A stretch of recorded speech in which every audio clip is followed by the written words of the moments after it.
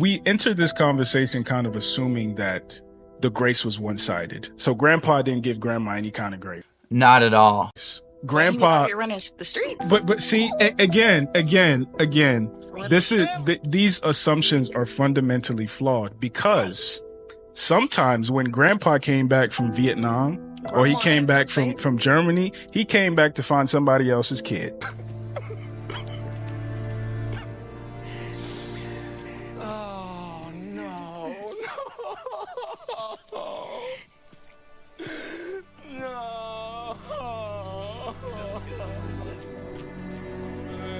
And he raised that kid. But we don't talk about that. He had some. He left some in Japan. My uncle didn't say this. Be for real. But see, hold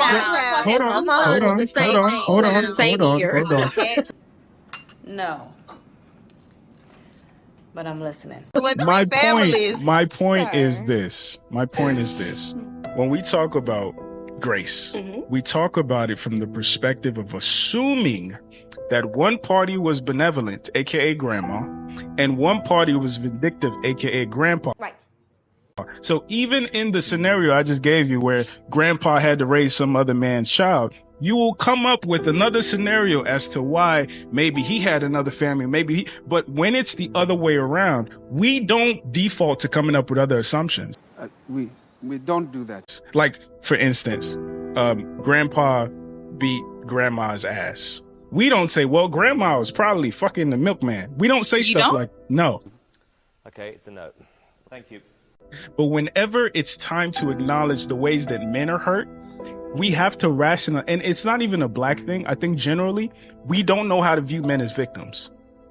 We don't know how to view women as perpetrators. No, you're right.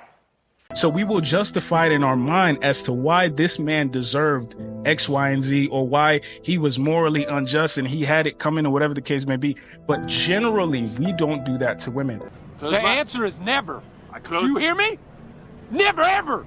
All I'm asking is, if we're going to expect men to be, to have softer hands, to my analogy, and to have more grace in the whole nine, we have to, first of all, acknowledge the reasons why, whether overtly or covertly, women have also participated in the things that made our hands rough. Let's cut this shit. It is directly your fault.